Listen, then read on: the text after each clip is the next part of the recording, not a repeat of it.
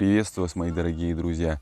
Если вы все-таки решились пойти в поход в лес и боитесь там повстречать таких диких животных, как росомаху, енотовидную собаку или барсука, то вот вам мой лайфхак. Найдите вот такой вот небольшой приямок, и как эти животные начнут к вам приближаться, вы услышите, там учуете или еще что-то, увидите их. Просто ложитесь в этот приямок и тихонечко лежите.